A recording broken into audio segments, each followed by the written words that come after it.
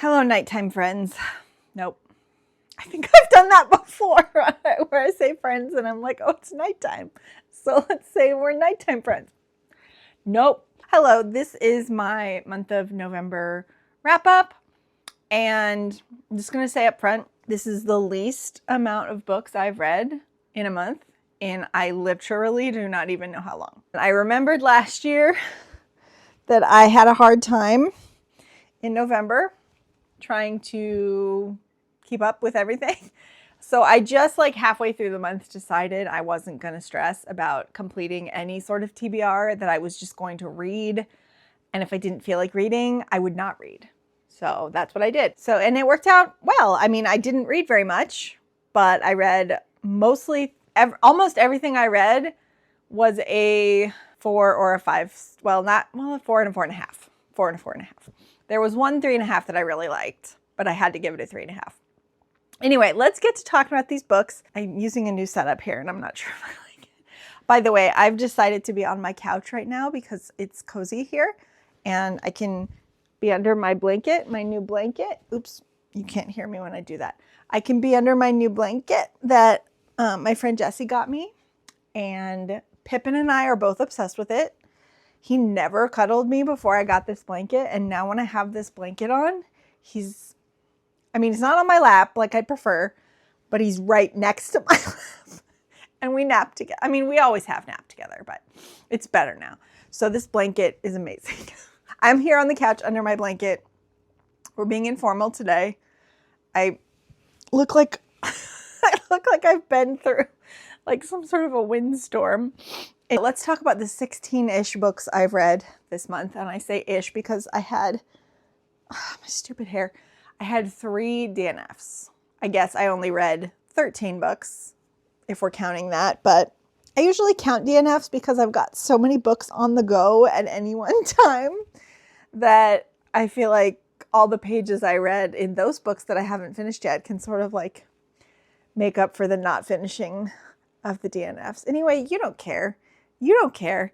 Let's talk about these books. So I'm not going in order of star ratings this time. I'm just going to go in chronological order of when I read them. So we're starting with the first book I read in the month and ending with the last book. And I should say finished because I read a bunch of stuff this month that I didn't finish. So I'm sure we'll talk about that eventually. Although I'm not doing a wrap up in December, I'm just going to be doing a best books of the year video. So there might be some books I don't end up talking about. So you can always follow me on Goodreads. I'm giving way too long of an intro. Let's talk about these books. So the first book I read this month was actually a reread.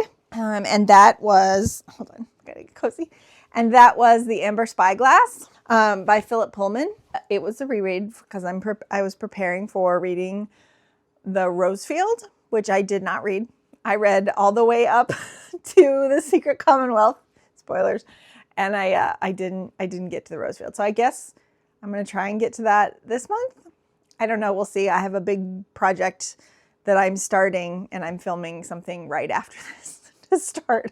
So we'll see if that takes up anything. Actually, I wonder if I could work The Rosefield into that project somehow. I gave this 5 stars for the first time. I just sat there and I realized, Ashley, this is like the 4th time you've read this book and you get more out of it every time you read it, and it never stops meaning something and it never stops being incredibly well. I don't know. I feel like part of me was just holding back before, and I'm just like, I'm done with holding back. This is a 5-star book. This is the 3rd book in his Dark Materials trilogy by Philip Pullman, early 2000s staple of children's fantasy literature. But honestly, I don't even really think it's children's literature. I think it's just literature.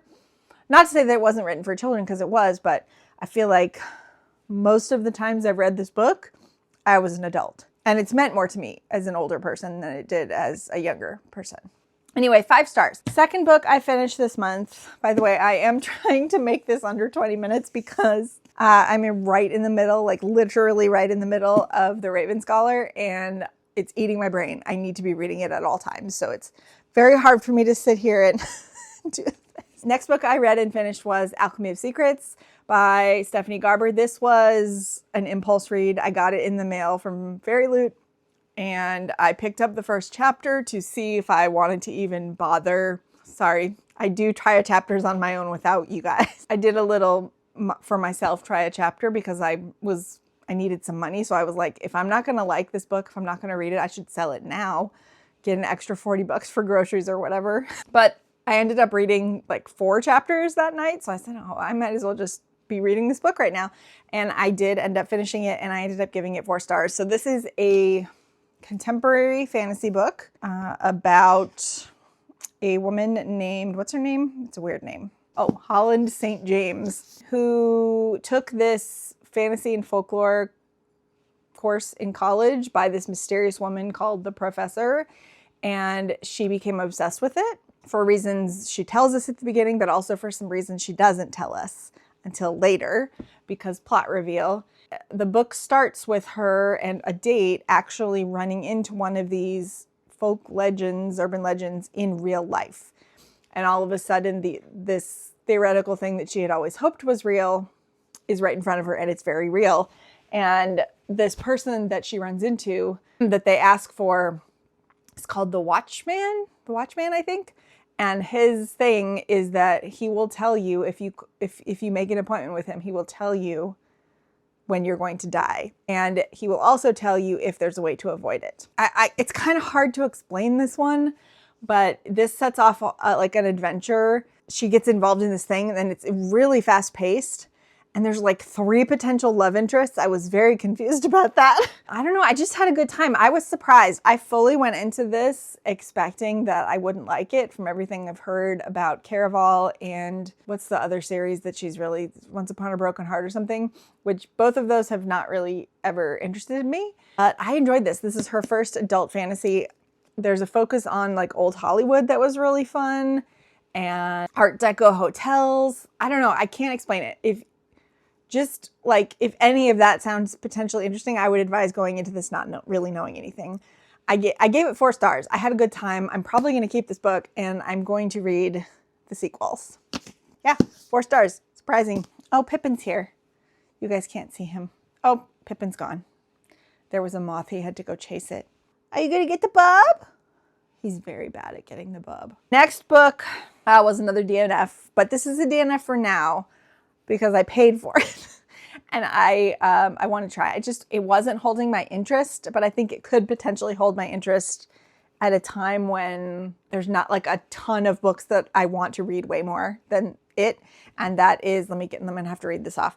The Entirely True Story of the Fantastical Mesmerist Nora Gray by Kathleen Kaufman. I think I got 30 minutes into it, and I just was like, I could not pay attention. I was like, if I'm going to continue this, it's not going to go well because I'm not going to pay attention to it. I'm going to be wishing I was reading something else the whole time. So I just gave up and I read another book. I will try again, but it wasn't holding my attention. For the 4th book I read this month, You Weren't Meant to Be Human by Andrew Joseph White. So I was pretty sure I was going to love this, but I only ended up giving it 3 stars. This was actually my lowest rated book of the month of all the books that I finished. All the books I finished I liked. And I did like this. It just really didn't resonate with me on a personal level, and that's what I like horror to do. I felt kind of removed from it. And I think I decided, well, first of all, this is a queer horror about a trans protagonist who became enmeshed in this alien bug cult. I don't know how else to describe it. It's never outright stated that they're aliens, but it's kind of hinted that they're aliens, and they're like a hive mind, and they draw out these as cults do, they draw out these vulnerable people, and they promise them healing and acceptance and belonging, and they're so grateful for this and the not being alone in their own heads thing anymore that they do some disgusting things. But anyway, the whole premise of this, and this does have pregnancy horror, is that the main character, whose name is Crane is in this abusive relationship with another cult member because Crane hates himself, basically. He has a lot of self-loathing inside of him. It's better than it used to be before he came out and started transitioning, which the cult has helped him do. He's in this abusive relationship, and it turns out that he's pregnant. And at first, this almost gets him out of the cult, and you're like, thank God, but it's the beginning of the book, so no, it's not going to happen. And what ends up happening, Pippin, what are you doing? Both of them are looking at the wall. What are they looking at? That's concerning. The last time both of them were looking at something, there was a scorpion in my bathroom. I'm just going to pretend that they don't see anything. They're both hallucinating. Anyway, he goes to get an abortion because he cannot abide having a child in his mental and emotional state. But when the cult finds out that he's pregnant, they reel him back in and they like force him to have this baby. So the whole book is him like being pregnant. Like the first line, I'm not telling you spoilers. It's split into trimesters, the book. See, first trimester. And then the first line is Crane doesn't know this yet, but he's been pregnant for almost 3 months already. I have a really strong stomach for this stuff. I was not personally like deeply horrified by what happened at the end of this book. I actually kind of understood it. That's so fucked up. I'm not going to tell you what happened. What actually got to me more was the constant low level / high level underlying self-hatred of this main character. It just, I couldn't relate to it. So it just brought me down, and it wasn't like intriguing. It was just a bummer. Yeah. I mean, by the end, it does end in a more like hopeful place, as disgusting as that sounds, if you know what happens at the end.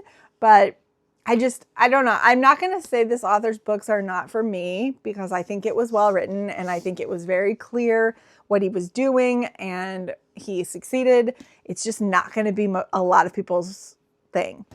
So I think I might give another one of his books a try and just hope that I resonate with it more in the future.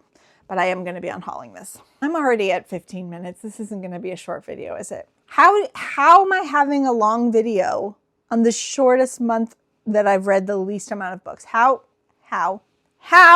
Next up, I've got Too Old for This. I read a lot of aardvark books this month, by the way, by Samantha Downing. This was a 4-star read for me. I had a great time. Once again, the elderly protagonist who is involved in crime, either solving or perpetrating, does it for me every time. This one is about Lottie Jones, who is a former serial killer. She gets pulled back into life after being inactive for years and years and years and years when a true crime documentarian comes to her house and starts asking questions. And then one thing leads to another, leads to another, leads to another. This book has a high body count, but it's not a slasher. It is weirdly, I don't know.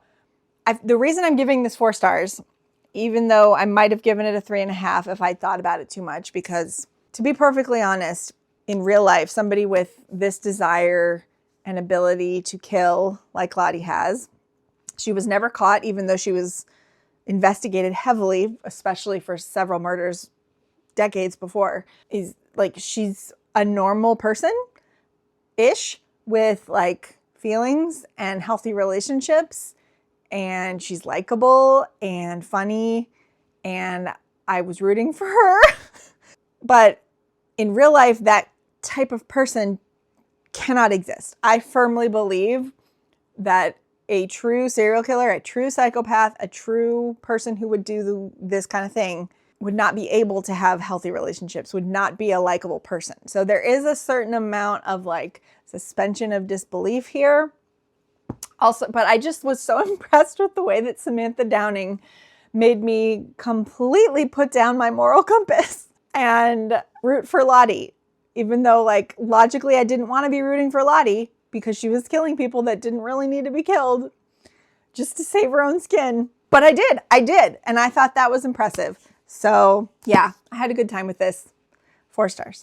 Okay, next up, I reread in my continuation of His Dark Materials universe. The Book of Dust is the second trilogy that follows Lyra. Well, this one she's a baby in because it's actually a prequel. But the second 2 books follow Lyra as a 20-something. This one takes place when Lyra is a baby during a big flood in Oxford. I forgot how much I liked this. And also it is even more relevant right now in its portrayal of creeping tyranny than it was the first time I read it in 2017, 2018, whenever I read it. It's the kind of book that if what comes after and how the series ends is good enough, I might even make it a 5-star, but I don't know. I still need to read the Rosefields. But yeah, I had a great time with this. And the audiobooks are great. By the way, the audiobooks for the original trilogy are read by Philip Pullman and a full cast. They are excellent. Philip Pullman is an amazing audiobook narrator. These books are read by Michael Sheen, and he's very good as well. Surprisingly, Philip Pullman was better, but he's very good. 4.5 stars for now. Next up is a book that I had a really fun time with, and that is The Dead Husband Cookbook by Danielle Valentine, which I didn't realize, or maybe I've forgotten, that this is the same author who wrote Delicate Condition, which is a book I've had my eye on ever since it was published, but I just have never gotten around to it. But I had a great time with The Dead Husband Cookbook. So what this is about, it follows 2 women. Our main character is really this book editor whose career is in jeopardy because she did something that jeopardized the publishing house, loose lips sink ships kind of a thing, and she's about to be fired when this woman, think Italian Martha Stewart, who is like a chef, a celebrity chef, and came up after her husband died. He famously killed himself, and she inherited all his businesses and his recipes and everything. And they got their start. The book opens with a letter from her saying that she promises to reveal all her secrets, including The Secret Ingredient, which is the title of her memoir that she's about to publish. Did I say that? She's going to publish a memoir with this publishing house that this main character works for. She's going to finally tell everyone the secret ingredient in her husband's Nona's famous meatballs, because their restaurant was called whatever meatball is in Italian, I forget. Polpetta di Nonna is the name of the restaurant, Nona's Meatballs. The story is that he found, after his Nona died, frozen meatballs in the freezer, and one by one took them out and deconstructed them until he found the perfect recipe and served these meatballs at his restaurant. But it was really after he died that the fame of the restaurant and the woman, whose name is Maria, I think, took off, and she built like this culinary empire. Fast forward, she's publishing a memoir, and it's a really big deal because of the night that her husband killed himself, because there has always been rumors that she murdered him and that other weird stuff was going on. There's like a cult following of conspiracy theories of what's going on with this woman, and she's never talked about that night ever. And she promises in The Secret Ingredient to tell everything, including about the night her husband died and everything surrounding that. So this is a huge deal for the publishing house. It could save them after the main character's huge mistake. When the Maria lady, the celebrity chef, says, I want her to be my editor. Sorry, I don't remember her name. It's basically saves her career, and her editor, her boss, says, I was going to fire you, but instead I'm going to give you this, and if you don't mess it up, you can maybe have your job back. So she ends up getting sucked into editing this book, and the woman is very rich and influential and powerful, so she makes all these weird demands about how this is going to go, which includes the main character going to her house to read the manuscript in her presence and not take it anywhere. That's the setup, and interspersed in between the chapters of Maria's book and the chapters of the main character being at her house and discovering stuff and reading the manuscript or whatever are recipes. And the audiobook narrator, who was really good, I do not remember her name also, reads the recipes out loud. And when I tell you that every time she did that, I was like, I'm going to make that recipe. I just had a good time with it. I gave it 4 stars. Recommend. Speaking of thrillers that surprised me, Haven't Killed in Years by Amy K. Green. This is about the daughter of a serial killer. This is the second daughter of a serial killer book I read in less than 30 days. Gave the first one 1 star, and I gave this one 4.5 stars and rounded it up to 5 because I had such a good time. This book is about Marin Haggerty, who's the daughter of a notorious serial killer. She's been living in an alternate name, Gwen Tanner, since she was a child, pretty much just living under the radar and never really making a splash and just having to be okay with that. And then one day, her mom is released from prison. Dad was the serial killer, not the mom. Dad is still in prison, and mom got released because she was helping him, basically, but she wasn't the murderer. So when her mom is released from prison, a severed leg, or is it an arm? Can't remember if it's a leg or an arm, but it's an appendage, and it shows up on her doorstep as a present, and it says in a big tag, "Hi, Marin," meaning somebody knows who she is, somebody murdered somebody and chopped up their body, and somebody left her part of that body as a present. And this happens twice, and she has to hide the pieces. And she knows it's only a matter of time before the press gets hold of it and links the two dead bodies together as being related to her father and then maybe to her. So meanwhile, she's got all these relationships in her life.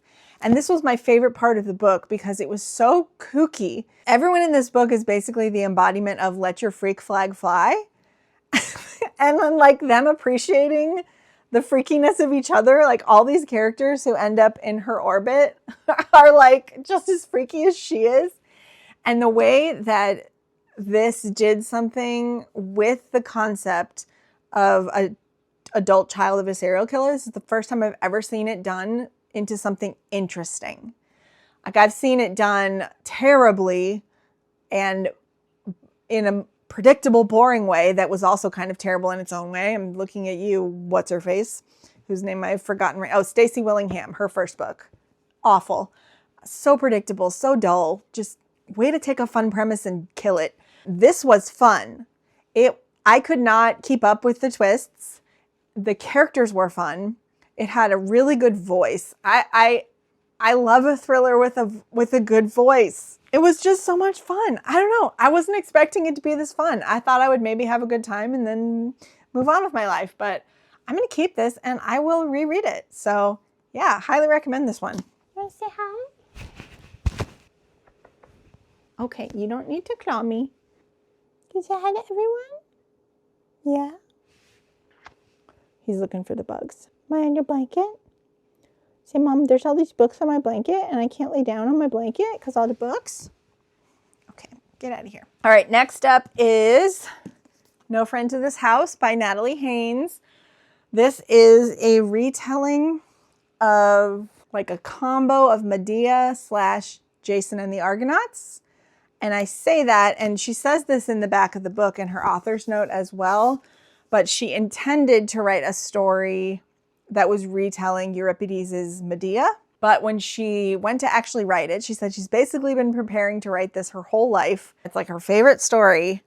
She found that she was actually writing, I'm going to read this to you, hold on. And so I realized that the novel I thought I was going to write about Medea and her encounter with Jason was not exactly the novel I would write. The title would refer to Jason, not Medea. And the novel would be about the cumulative damage caused by a blank space where a man should be. That's this book. Highly recommend. Okay, and real quick, not going to say much about this. Read The Secret Commonwealth again, gave it 4 stars. I had pretty much the same thoughts that I had about it the first time I read it. I'm similarly conflicted. I'm similarly waiting for resolution because so many things were introduced in this book about Lyra that I'm waiting to see how they turn out. But also I did feel better about one thing in here that I won't talk about that I see pretty differently than the first time that I read it. And I feel like I was reading with the eyes of someone who wanted Lyra to have a happy ending and be okay the first time that I read this. And now I'm reading with the eyes of someone who has been depressed and now knows that there's not like a realistic story for Lyra does not entail her having a happily ever after. It entails her dealing with the fantastic trauma of everything that happened to her in the first 3 books of this series. I still have incomplete thoughts, but I feel better about this overall than the first time I read it. Oh, it's so heavy though. It's so heavy. Okay, then next up is another DNF. This is the DNF for now. I am going to give it one more shot. I might just have not been in the mood for something so slow-paced. It may also just not be very well done. I'm not sure, but I could not pay attention to it. I could not make myself get excited about it. And that is Recipes for an Unexpected Afterlife by Deston J. Munden. This is another bindery books book, which I feel like I've had success with these, but also some of them have just been like, okay. And I feel like this is one of the okay ones. This is actually one, if you guys follow Meg, I call her Cozy Meg. I don't know. She's the one with the curly hair. This is one from her imprint. And I just had really high expectations from her picking a book And maybe I just didn't get far enough. Maybe I just wasn't in the mood. I don't know. But I got to page 52 and I was like, oh, I don't want to be reading this. And look how short it is. And I still was like, I don't want to be reading this. Instead, I'm going to go read a 500-page book. And that's like, I got through the 500-page book way faster than I got through these 52 pages. So I don't know. This is about an orc. You can see him at the very bottom here. He used to be undead and now he's in retirement and he decides to open up a tavern, a cookery, I don't know. And I think he adopts a kid. I don't know. I didn't get that far. By page 52, he still hadn't done any of that. So maybe that's part of the problem. I don't know. Pacing. For now, I'm going to keep it, but might be getting rid of it in the future. Oh, Lucky Day's over there. I don't want to go get it. I'm too comfy. I reread Lucky Day by Chuck Tingle for my book club meeting that we had here. And it was fun. And we ate Lucky Foods and talked about the book. And I'm giving it 4.5 stars. I get the ending now. I get all the connections. I'm really glad I reread it. Still highly recommend that book. And this is my last physical read of the month. I read KATABASIS. I don't know. I went into this with an open mind. I have had failures with R.F. Kuang before, and I've had books I really liked from R.F. Kuang before. I was like not listening to all the really negative reviews because so many of them are just from people who have made her into their mortal enemy for no reason. And they have to read every single one of her books and then rip them apart for reasons, I guess. So I went into this with an open mind and I had a great time. I loved so much about this. I loved how nerdy it was. I loved how esoteric it was. I love how much Alice, the main character, loves her calling and how good she is at it. I loved how complex Alice was as a character. She wasn't like an emotionally easy person to follow, but in her letter to this edition, the author says basically she wanted to write a story firstly about a person who has to go to hell in order to learn how to live. And secondly, also she says this thing that I feel like only really smart people say, because I have never once thought that I would like to be a disembodied intelligence without a body. I feel like that's a Sherlock Holmes thing to say. Like Sherlock Holmes would love to be a disembodied consciousness without a body. And apparently R.F. Kuang does, she wants that too. But a lot of this is about like how academia strips you of your personhood and how like the institution can be so corrupt. And what I liked about it is the focus wasn't on condemning that institution. It was more on the individual character journeys of Alice and to a lesser extent, her co-journeyer to hell, Peter. And I don't know, I'm reading this and I am having a very hard time imagining anyone disliking it. Maybe it's because I'm an autistic nerd, but the more granular this book got, the more I enjoyed it. And I thought that a lot of it was just, I don't know. I'm like, and all the people saying Exposition City, I'm like, what are you talking about? This is a perfectly normal story. I don't understand. R.F. Kuang is for me, and I gave this 4.5 stars, and I rounded up to 5 just to piss some people off. All the rest of the books that I read this month are digital. Witches of Dubious Origin was my final DNF. I will not be picking this book back up. I'm going to try to get a refund on my unlock from Everand because I used one of my unlocks on this book and I'm mad about it. I feel like if you, okay, I don't want to be insulting here, but there's just this class of author who are usually boomers and they have this fantastic output. They won't stop writing books, but the quality of those books is here on a scale of here to here. Like it's just, they can't write something interesting or original to save their lives, either because they're writing too many books, because they don't have it in them. And I feel like she's one of those authors. This book tricked me with its cover.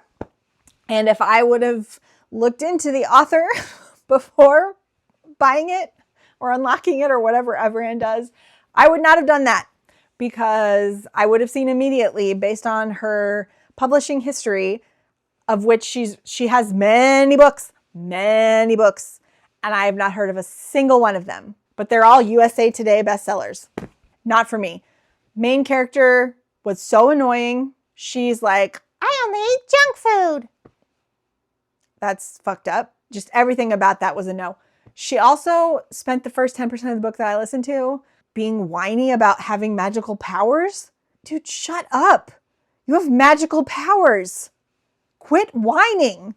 And then the final nail in the coffin was the author / main character making an unironic reference to She Who Must Not Be Named and acting like nothing has happened in the last 5 years to make that a problem. So I said, fuck this, and I stopped reading.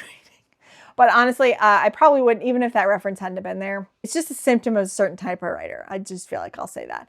I would have still probably DNF'd this. I probably wouldn't have made it farther than 10% more before I was like, this is boring and I hate the main character and I'm done. So DNF forever. I finished and I read Looking for Group by Alexis Hall. This is a book that he originally self-published in 2017, 2016, or was it with a small press? Can't remember. But he wrote it for like a GamerCon, I think, is what the introduction said. So it has a very specific audience. If you don't like gamers, video games at all, do not read this book. At least 50% of it takes place in the chat function of an MMORPG, which is massively multiplayer online role-playing game.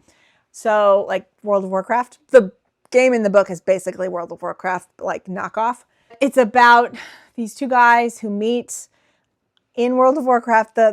Like I think they called it Hull. I don't know. I did the audio, so I'm not sure how to spell it. So therefore I'm not sure how to say it.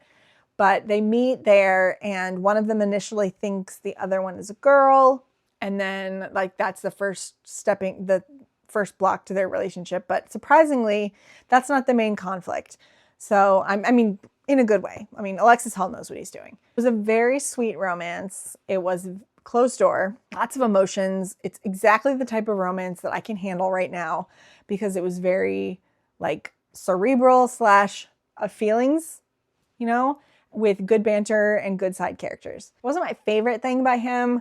The characters were a little too young for me and I had a really hard time at first. I wouldn't recommend doing this by audio unless you're really familiar with, you know, games like this.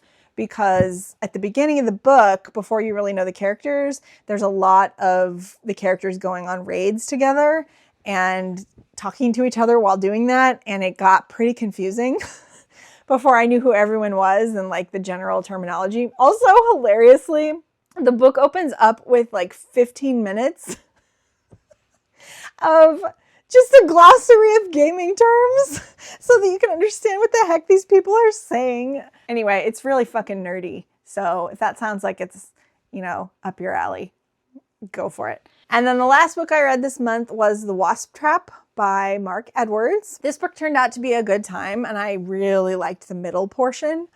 The first 25% of it was really kind of slow and like very comparable to a lot of other thrillers that I've read, and I almost DNF'd it.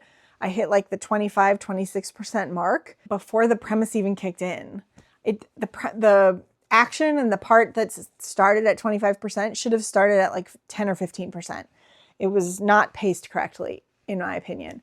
But once that did start, so here's the premise, and I'm just going to tell you so you can hold on to until that moment. This sounds interesting because it was worth it in the end, but you have to know it's coming and you have to wait for it. It's about a dinner party of all of these people who haven't seen each other in years and years. They worked one summer at a startup during the dot-com boom, like right before it crashed. They were working on a dating website. They were like trying to do something like outside the box and blah, blah, blah. So that's the background to it. But more important is that during that summer, while one of the people, her name is Lily, is working on the algorithm and the coding for the website and the matching feature to match people up together. She's also working on something that they end up calling during the course of the book, the WASP trap. It's a psychopath test. And I wish this is also another reason I ended up giving this 3.5 stars rounded up to 4 instead of a full 4, because I wanted more of that kind of thing. And the book wanted more drama between the characters. And I wish there had been more of like the thinking behind the creation of that test and like watching the other characters take it. But anyway, all of this comes together. And then at the end of that summer, their boss shuts the project down and never tells them anything, and that's it. So fast forward, they've all gotten together at this dinner party. They've been invited there by 2 of the people who ended up getting married after that summer. They met there and then got married. And they invite them to this dinner party where things immediately get pretty weird. Not going to tell you how, but halfway through dinner, the caterer and his sous chef bust out their guns and hold everyone hostage. They tell them somebody in this house has a secret. It is from 20 years ago or however long it's been since you guys all worked together. That summer, one of you has a secret about that summer, and we're not leaving here until you give it to us. It starts this series of encounters where the people in the room are like, we don't have any secrets. And then the people with the guns being like, yeah, you do. And then gradually we get the backstory and we get the confessions. And once that started, I was like, I'm so into this. I'm not sure I was super into the revelation at the end. I think I am, but I'm not positive. But like once it hit that part, I was like, yes, this is why I wanted to read this book. I did end up giving it 3.5, rounded up to 4, but that first 25% almost killed it for me. So I can't give it a full 4.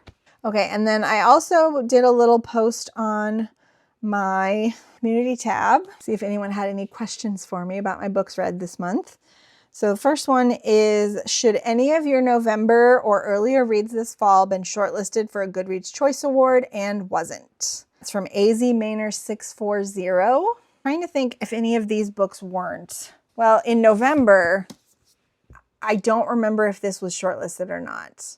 But if it wasn't, it should have been, because I had a really good time with it. I think all the other ones in here, they were shortlisted that I would have wanted to be in there. Let's look at October real quick. All of Us Murders was in the shortlist, which I was happy. Pippin, don't. Couch is not for scratching. Did the Autumn Springs Retirement Home make it? Oh, I have the perfect one. I read this book in the beginning of October for a book club, and the author lives in Tucson, my town, and rescues cats. And she wrote a memoir called Poet Square that is about the way that rescuing cats has changed her life. And also it's a memoir, and it's also like a reflective, kind of coming of age memoir. And it's about mental health, and it's about how capitalism ruins people's lives. It was very good. My book club read it. We all loved it. I think most of us gave it 5 stars. I gave it 4.5. And I know that several of my friends, it's like one of their favorite books of the year. That book did not get recognized at all. And it definitely deserved to be in the memoir category because it's awesome. Chantal asked me a question in October or September. Can't remember. Let me look. That I could not answer. Which 4 or 5 star, her question that she asked me when I didn't have anything to answer her with was, which 4 or 5 star book this month would the you from 10 years ago find the most surprising that you liked? I think me would have predicted this. Me would have understood this. The me from 10 years ago or whatever was even closer to graduate school than the now me, and the now me hated academia. So I definitely would have understood this one. Would have liked that. Would have liked that. Would have liked that. Maybe that. Maybe this one. Maybe, no. 10 years ago, me would have been cool with murder. Oh my God, what a terrible thing to say. Shit. This isn't a good month for it either. I'm sorry, Chantal. There's just never a good time. I know I've had some books like that this year where they just blew my mind, and previously I would never have touched them. Oh wait, I had more. My audiobook. Was there anything audio? Oh, Lucky Day. 10 years ago, me would have not understood about Lucky Day. Was that pre-Chuck Tingle, like being on Twitter? But even with that, like the very strong setup and the reminiscence of like goofy horror films that like reminds me of. And I stayed away from all horror except for Stephen King. So I think Lucky Day. So even though I read that in August originally, I reread it this month. And 10 years ago, me would not have ever read that book, let alone read it twice within a 4-month period. So there's your answer. Lucky Day and all of Chuck Tingle's books. I would not have predicted, stupidly, that I would have liked it, because Chuck Tingle was clearly raised on the X-Files like I was raised on the X-Files. It's in his soul. And also the X-Files is horror. And I love the X-Files. So I don't know what I was thinking. I let the bad press that horror had back then get to me. That's it.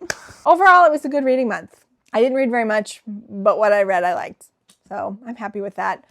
And December is mood reading month, but it's also not really mood reading month. All that means in this case is that there's no set TBR at all. And I'm just going to try and read as many books as I want to be reading at the same time. And this project that I mentioned earlier that I'm going to start working on right after this. My next video will be the last book haul of the year. Should be up this weekend. And as soon as I get my aardvark books. And then after that, not sure, but I'm sure it'll be great. If you've made it to the end of this video, thank you so much for watching. If you don't have anything to say about any of the books that I talked about here, then please leave me a cat for KATABASIS, because there is a cat in here named Archimedes, and he is wonderful. Please don't forget, if you liked the video, to give me a like and subscribe if you haven't already. I would really appreciate it, and I will see you guys in the next one. Okay, love you, bye.